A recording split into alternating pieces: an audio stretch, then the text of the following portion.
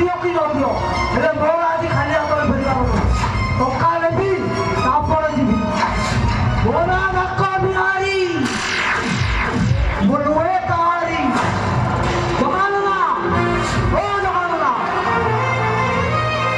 ଆରେ କେ ସେଠି ପାଟି କରୁଛ? ରୁହ, ଯାଉଛି ଯାଉଛି।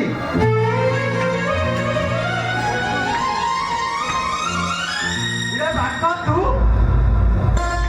ଆରେ ବାହାରେ କାଲି ଠିଆ ହେଇଛି ଯାଇକି ଆରେ ଏଇଟା କ'ଣ ତୋ ଘରେ ନୁହେଁ? ଆରେ ଯେତେବେଳେ ଚାହିଁବୁ ତୁ ଏଠାକୁ ଆସିବୁ ତୋ ପାଇଁ ମନା ନାହିଁ। ପିଲାବେଳେ ଯେମିତି ଟୁଙ୍ଗୁ ଟୁଙ୍ଗୁ ଗୋଟେ ବୋଉ ହାତ ଧରି ଚାଲି ଆସିଥିଲୁ, ଆଜି ବି ଯେତେବେଳେ ଚାହିଁବୁ ଆସିବୁ, ତୋ ପାଇଁ ମନା ନାହିଁ ରେ। ହ୍ୟାଲୋ ନନା, କ'ଣ ଭାବ ଲଗେଇବା ଆରମ୍ଭ କରିଦେବ? କେମିତି ଭାବ ଲଗେଇ ମୋତେ ଖାଲିଟାରେ ଫେରେଇଦେବ? ଏ ବାଙ୍କ ଏ, କାହାକୁ ଖାଲି ହାତରେ ଫେରେଇ ଦେବା ଏ ମିଶ୍ର ଖାନଦାନରେ ନାହିଁ। ଆରେ ଖାଇବାକୁ ତ ମୁଠାଏ ଦାନା ଦେଇପାରିବି, ହେଲେ ତୁଣ୍ଡ ଓଦା କରିବା ପାଇଁ ଗ୍ଲାସେ ପାଣି ଦେଇପାରିବି। ମୋ ବାଳକା, ମୁଁ କି ଭାତ ଖାଇବାକୁ ଆସିଲି କି ପାଣି ପିଇବାକୁ ଆସିଲି? ଆରେ କ'ଣ ପାଇଁ ଆସୁଛ? ଟଙ୍କା ପାଇଁ ଟଙ୍କା। ଆରେ କି ଟଙ୍କା? ଆରେ ମୁଁ ତ କେବେ କହୁଛ ଟଙ୍କା ଧାର ଧରାଇନି। ହଉ ଅପେକ୍ଷା କର। ଆରେ ମା ତୁଳସୀ, ଅଂଶୁ, ଏଠାକୁ ଆସିଲ।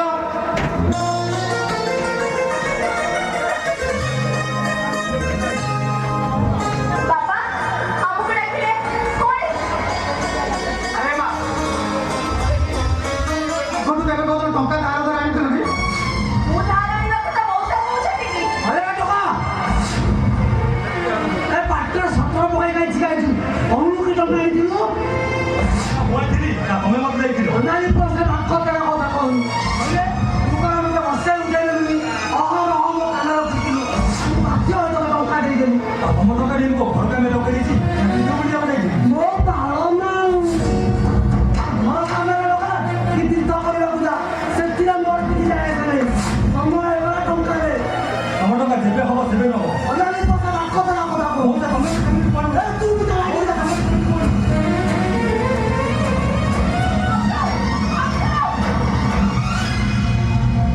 ଆରେ ରହ ପରା। ଆରେ ବାଙ୍କ ରେ ଘଟଣାରେ କହୁଛି ମତେ ଟିକେ ବୁଝେଇକି ନ କହିଲେ ମୁଁ ଜାଣିବି କେମିତି? ହେ ଅସୁ, ତୁ ମଉସାଙ୍କ ଉପରେ ଏମିତି ବିରକ୍ତ କାହିଁକି ହଉଛୁ? ସେ ଅସୁବିଧାରେ ପଡ଼ି ତୁ ଧାର ପରଶ କରିଛୁ। ଆମେ ସମୟ ସୁବିଧାରେ କିନା କ'ଣ ସୁଝି ଦେବାନି? ହେଲେ ଏମିତି ରାଗିବା କ'ଣ ଠିକ୍ ଅଛି? ମୋତେ କହ, ମଉସାଙ୍କଠୁ ତୁ କେତେ ଟଙ୍କା ଧାର ଆଣିଛୁ? ମୂଳ ଲକ୍ଷ ଟଙ୍କା ରେ ମା, ସୁଧ କେତେ ହବ ତା ହିସାବ ଆଉ ପାଉନି। ଆରେ ଅଂଶୁ, ତୁ ଏତେ ଗୁଡ଼ା ଟଙ୍କା ଆଣି କ'ଣ କରୁ? ଏମିତି ଚୁପ୍ ହେଇ ଠିଆ ହେଲୁ କାହିଁକି? ଆଣିଲ ବାପା, ମୁଁ ଟଙ୍କାଟିଏ ବି ଖର୍ଚ୍ଚ କରିନି। ତାହେଲେ ବାପ ଯାହା କହୁଛି ସେ କଥା କ'ଣ ମିଛ? ନାଇଁ ସତ, ହେଲେ ମଉସାଙ୍କ ଟଙ୍କା ସବୁ ଠିକ୍ ମଣ୍ଡରେ ଲାଗିଛି। ତାହେଲେ ମଉସା ତୋତେ କାହିଁକି ଟଙ୍କା ମାଗୁଛନ୍ତି? ଏଇଥିପାଇଁ ମାଗୁଛନ୍ତି ଯେ ଇଏ ଏଜେଣ୍ଟ ଭାବେ ସେ କମ୍ପାନୀରେ କାମ କରୁଛନ୍ତି। ଏଟା ମଉସା କାହିଁକି ଏମିତି ଅନେକ ଲୋକ ଘରକୁ ଟଙ୍କା ମାଗିବାକୁ ଆସୁଛନ୍ତି। ବାବୁ ମୋର ସବୁ ସୁନା ଗହଣା ବିକ୍ରି କରି ସେମାନଙ୍କୁ ଟଙ୍କା ସୁଝିଛନ୍ତି। ଅଂଶୁ, ଶିଖା ଏମିତି କ'ଣ କହୁଛି? ସତରେ କ'ଣ ତୁ ତା ଗହଣା ବିକ୍ରି କରିଦେଇ? କ'ଣ ପଠାଇଥିଲ ବାପା? କମ୍ପାନୀଟା ତ ବନ୍ଦ ହେଇଗଲା, ହେଲେ ଲୋକମାନେ ଟଙ୍କା ମାଗିବା ବନ୍ଦ କରୁନାହାନ୍ତି। ଆଉ ସେମାନଙ୍କ ଟଙ୍କା ମୁଁ ବୁଝିଥାନ୍ତି କେମିତି? ମାଇକିନା ଗହଣା ବିକ୍ରି କରି ଲୋକଙ୍କ ଟଙ୍କା ସୁଝୁଛୁ, ଆଉ ମୋ ଟଙ୍କାର ମାଇକିନାକୁ ଭଡ଼ା ଲଗେଇ ସୁଝୁଛୁ।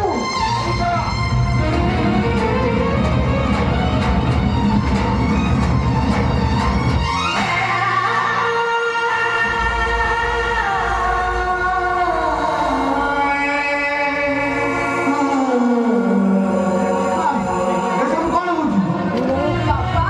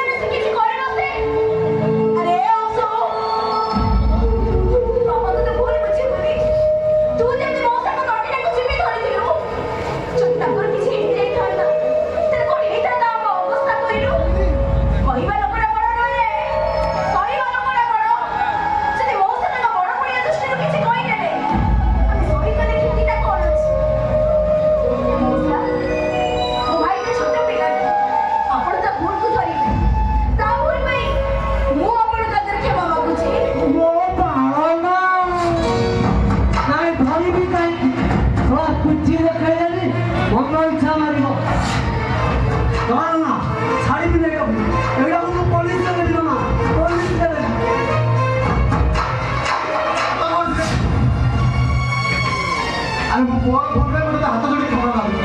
ଆରେ ତୁ ପୋଲିସ ଷ୍ଟେସନକୁ ଯାଇନି, ତୁ ପୋଲିସ ଷ୍ଟେସନ ଚାଲିଗଲେ ମୋ ମା ନିଜ ସହ ମାଟିରେ ମିଶିଯିବ। ତ ସେ ପୋଲିସ କଥା କ'ଣ ଜାଣି ବାପ, ମୁଁ ତୋତେ ହାତ ଯୋଡ଼ି କ୍ଷମା ମାଗୁଛି। ହଁ ମଉସା, ବାପାଙ୍କୁ ଆପଣ ଲୋକ ଆଶା କରନ୍ତୁ। ମୁଁ ଆପଣଙ୍କ କଥା ଦଉଛି। ଆପଣଙ୍କୁ ଯେତେ ଟଙ୍କା ଅଣାହେଇଛି ସବୁ ମୁଁ ସୁଝିବି। ବାପା, ଆରେ ତୁ ଏତେ ବେଳେ କ'ଣ କହୁଛୁ? ସେଥିପାଇଁ ତମେ ଜମା ବ୍ୟସ୍ତ ହୁଅନି। ମୁଁ ଯେମିତି ହେଲେ ମଉସାଙ୍କ ଟଙ୍କା ସୁଝିଦେବି। ତମେ ତମ ଝିଅ ତୁଳସୀ ଉପରେ ଟିକେ ଭରସା ରଖ। ଆରେ ଅଂଶ, ଶିକାର ମହୁଡ଼ା ବିକ୍ରି କରିଦେଇ ତୁ ଲୋକମାନଙ୍କୁ ଟଙ୍କା ସୁଝିବୁ, ଅଥଚ କୌଣସି ଦିନ ବାପା କି ମତେ ଏ କଥା କହିଲୁ କାହିଁକି? ହେଲୋ କାହିଁକି କହିବି? ରାତି ପାଇଲେ ତ ଲୋକମାନେ ମୋତେ ବୁଝିବାକୁ ଆସୁଛନ୍ତି। ଘାଟରେ ଘାଟରେ ଯୋଉଠି ଦେଖିଲେ ଟଙ୍କା ମାଗୁଛନ୍ତି। ତମେ ମାନେ କ'ଣ କିଛି ଦେଖିପାରୁନ ନା ଶୁଣିପାରୁନ? ନା!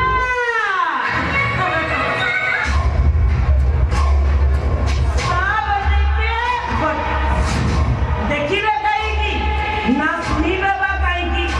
ଇଜ୍ଜତରେ ସମୟ ଯାଉଛି, କ'ଣ ହେଲେ ତମେ କହୁଛ କାହିଁ ବାଧିବ ଯେ? ଓ ତୁ ଟିକେ ଚୁପ୍ ରହ। କାହିଁ ଚୁପ୍ କରିବି? କ'ଣ ପାଇଁ ଚୁପ୍ କରିବି? ବାପ ହେଇଛ ବାପ, ସେ ମୋତେ ବୁଝିବାକୁ ଚେଷ୍ଟା କରିଛି। କାହିଁକି ଲୋକମାନେ ବାରବାର ଘରକୁ ଆସୁଛନ୍ତି? କାହିଁକି ଲୋକ ରାତାରାତି ଘରକୁ ଫେରୁନାହାନ୍ତି? ସେଟା ଟିକେ ବୁଝିବାକୁ ଚେଷ୍ଟା କରୁଛି। କହିଲେ କ'ଣ ନା ବାପ। ଆରେ ମା, ମୋତେ ବିଶ୍ୱାସ କର, ଏ ବିଷୟରେ ମୁଁ କିଛି ବି ଜାଣିନି। କି କେବେ କହୁଥିଲ ଅଂଶୁଲ ମୋତେ ଏ ବିଷୟରେ କହିନି। ଯଦି ମୁଁ ଏ ବିଷୟରେ ଜାଣିଥାନ୍ତି, ଏ ଘର କାହାକୁ ଟଙ୍କା ମାଗିବାକୁ ଆସିବାକୁ ସୁଯୋଗ ଦେଇନଥାନ୍ତି, କି ତମର ଗହଣା ବିକ୍ରି କରିବାକୁ ସୁଯୋଗ ଦେଇନଥାନ୍ତି। ଏବେ ତ ଜାଣିଲ ନା, ଦିଅ ମୋ ଟଙ୍କା ଦିଅ। ଏ ବାଙ୍କ ବୁଢ଼ାରେ, ଏ ମୋ ମୁହଁ ଚାହିଁବ ତ ଦୂରର କଥା, କିଏ ମୋତେ ମୁଣ୍ଡ ଟେକି କଥା ବଲେନି କହୁଛନ୍ତି। ଆଉ ମୁଁ ରାସ୍ତାରେ ଚାଲି ଯାଉଥିଲେ ସମସ୍ତେ ମୋତେ ଜୁହାର କଲେ। ଆଉ ମୋ ଚଲା ବାଟର ଧୂଳିକୁ ହେଲେ ଆଜି ଯୁଗଟା ବଦଳି ଯାଇଛି ବୋଲି ତୁମ ଘର ବନ୍ଧ ଟଙ୍କା ମାଗିବାକୁ ଚାଲି ଆସିବି। ଆରେ ତ ବୋଉ ଥିଲେ କହିଥାନ୍ତାରେ ମୁଁ ତମ ଘରକୁ କେତେ ସାହାଯ୍ୟ କରିଛି, ତମର କେତେ ଉପକାର କରିଛି। ତ ବୋଉ ବଞ୍ଚିଥିଲେ ହିଁ କହିଥାନ୍ତା। ଓ ବାଳନା, ହଇଲୋ ନନା, ତମେ ଆମକୁ ସାହାଯ୍ୟ କରିଥିଲ ବୋଲି ମୋ ଟଙ୍କାଟା କ'ଣ ଫାଟି ଦବ? ଆରେ ମଉସା, ବାପାଙ୍କ କଥାକୁ ଆପଣ ଠିକ ଭାବରେ ବୁଝିପାରିଲେ। ପାହାଡ଼ର ଗଛଲତା ମରିଗଲା ପରେ ପାହାଡ଼ଟା ସିଂହ ହେଲେ ତାର ଉଚ୍ଚତା କମି ଯାଇନି ମଉସା। କର୍ପୂର ସିନା ଜଳିଯାଏ, ହେଲେ କନା କାହାକୁ ଠକିବା, କାହାକୁ ଭାଙ୍ଗିବା ଏସବୁ ଆମ ରକ୍ତରେ ନାହିଁ। ଆଉ ତାହା ଯଦି ହେଇଥାନ୍ତା, ଶିକାର ଗହଣା କଣ ଆଜି ବିକ୍ରି ହେଇଥାନ୍ତା? ରେ ବାପ, ଆରେ ଲାଗୁଛି କମ୍ପାନୀଟା ବନ୍ଦ କଲେ ବୋଲି ତୋ ଘର ବନ୍ଦ ଚାଲିଯିବ। ଯଦି କମ୍ପାନୀଟା ବନ୍ଦ ହୋଇନଥାନ୍ତା, ତୋ ଟଙ୍କାଟା 2 ଗୁଣ କି 4 ଗୁଣ ହୋଇଯାଇଥାନ୍ତା। ସେଥିରୁ କ'ଣ ମେଞ୍ଚାଏ ଦେବା ଲାଗି ତୋ ଘର ବନ୍ଦ ଆସିଥାନ୍ତୁ? ଓ ଛାଡ଼ ସେ କଥା, ଯା ତୋ ଟଙ୍କା ତ ଠିକ୍ ସମୟରେ ଏ ଫେରେ। କେବେ ପାଇବି କେବେ? ମଉସା, ଆମକୁ କିଛି ଦିନ ସମୟ ଦିଅ। ମାନେ ଆମକୁ ସପ୍ତାହେ ସମୟ ଦିଅନ୍ତୁ। ଯେମିତି ହଉ ଆପଣଙ୍କ ଟଙ୍କାଟା ଫେରେଇ ଦେବେ। ଆରେ ତୁ ଏତେ ବେଳେ ଟଙ୍କା କୋଉଠୁ ଆଣିଲୁ? ସେଥିପାଇଁ ତମେ ଜମା ବ୍ୟସ୍ତ ହୁଅନି ବାପା। ଯେମିତି ବି ହଉ ମୁଁ ମଉସାଙ୍କ ଟଙ୍କା ସୁଝିଦେବି। ହଉ ଠିକ ଅଛି, ଆରେ ମୁଁ ଏବେ ଆସୁଛି। ହେଲେ ଯୋଉଦିନ 7 ଦିନ ପୂର୍ବ ମୁଁ ପୁଣି ଆସିବି। ଟଙ୍କା ପାଇବି ତ ଭଲ କଥା, ନହେଲେ ଅଳ୍ପ ଝିଅ ମୋତେ ଚିହ୍ନିବ। ମୋ ନାଁ ବାଙ୍କ ବିହାରୀ, ମୁଁ ଲୁହେ କାହାରି।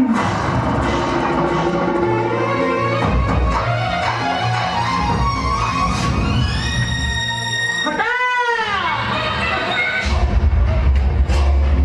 ସାରା ବୋଲିଟେ ସେ ବାହାର ଲୋକ ଆସି ଘରେ ଅପମାନ ଦେଲା। ତା ପଝିଅ ଦି ଜଣକୁ ବାଛି ଗଲା। ତା ଟଙ୍କା ଫେରେଇ ଦେବ ବୋଲି ତାକୁ କହିଲା। ମୋର ଯୋଉ ସବୁ ଗହଣା ବିକ୍ରି ହେଇଛି ତାକୁ କିଏ ଦବ? ଦବ କିଏ? ନାଇଁ ରେ ମା, ଆରେ ସ୍ତ୍ରୀ ପାଇଁ ସବୁଠୁ ଦାମୀ ଗହଣା ହେଉଛି ତା ସ୍ୱାମୀ। ଆଉ ତମେ ତମ ସ୍ୱାମୀକୁ ଋଣମୁକ୍ତ କରିବା ପାଇଁ ତମର କିଛି ଗହଣା ବିକି ଦେଇଛ। ଆରେ କହିଲ ମାନେ ତମକୁ ଖୁସି କରିବାକୁ ଯାଇ ସେ ଗହଣା କି କୌଣସି ସମ୍ପତ୍ତି ବିକି ଦେଇଛି ତ? ଆରେ ସମୟ ଆସିଲେ ସେଟା ଉପଯୁକ୍ତ ସ୍ୱାମୀର ପ୍ରମାଣ ତ ଆତ୍ମ ବ୍ୟସ୍ତ ହବା ନା ବା। କଣ କହିଲେ ତମେ? କଣ କହିଲେ ତମେ? ଇଏ ମୋ ସ୍ୱାମୀ, ଇଏ ମୋ ସ୍ୱାମୀ। ତମେ ଆଗକୁ ବାହାଇ ମୋ ଜୀବନଟା ଆଜି ବର୍ବାଦ ହେଇଛି। କହିଲେ କଣ ନା ସ୍ୱାମୀ? ଭୁଲ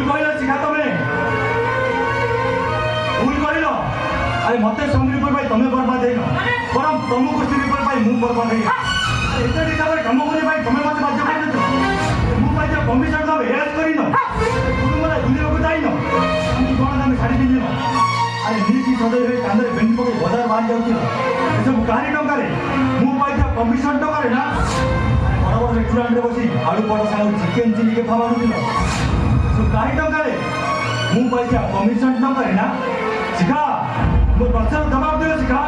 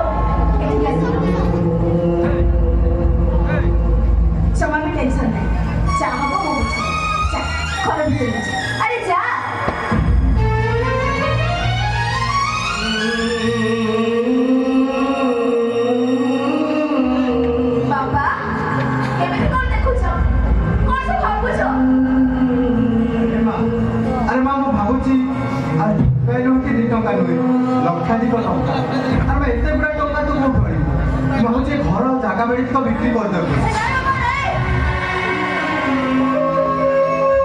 ଘର ଖଣ୍ଡକ ଆମର ଏକମାତ୍ର ସମ୍ପଦ ଏ ଘର ଯଦି ବିକ୍ରି ହେଇଯାଏ ତାହେଲେ ବଂଶୀଟା କୋଉଠି ରହିବ ବାପା ତମେ ସେ ଭୁଲ ନିଷ୍ପତ୍ତି ନିଅନି ଜମା ସେ ଭୁଲ ନିଷ୍ପତ୍ତି ନିଅନି ଆରେ ସେ କୋଉଠି ରହିବ କେମିତି ରହିବ ତା କଥା ତୁ ଏତେ ଭାବୁଛୁ କାହିଁକି ବାପା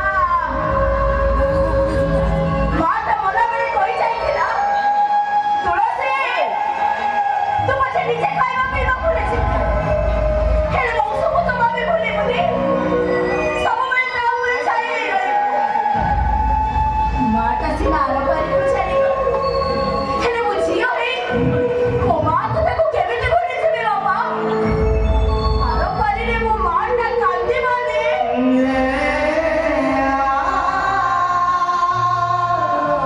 ବାପା ତମେ ଜମା ବି ବ୍ୟସ୍ତ ହୁଅନି ଦରକାର ପଡ଼ିଲେ ମୁଁ ନିଜକୁ ବିକ୍ରି କରିଦେବି ହେଲେ ବଂଶର କିଛି ହବନି ଯେମିତି ହଉ ଯୋଉ ହଉ ଟଙ୍କା ଯୋଗାଡ଼ କରି ମୋ ବାପା ଭାଇର ଇଜ୍ଜତକୁ ମୁଁ ନିଶ୍ଚୟ ରକ୍ଷା କରିବି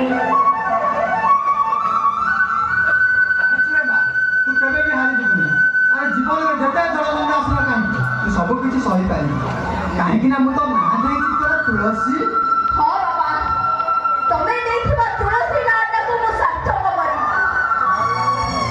ତୁଳସୀ ଯେମିତି ସାରା ଜଗତର କଳଙ୍କୁ ମୋ ଛାତିରେ ଚାପି ରଖିଛି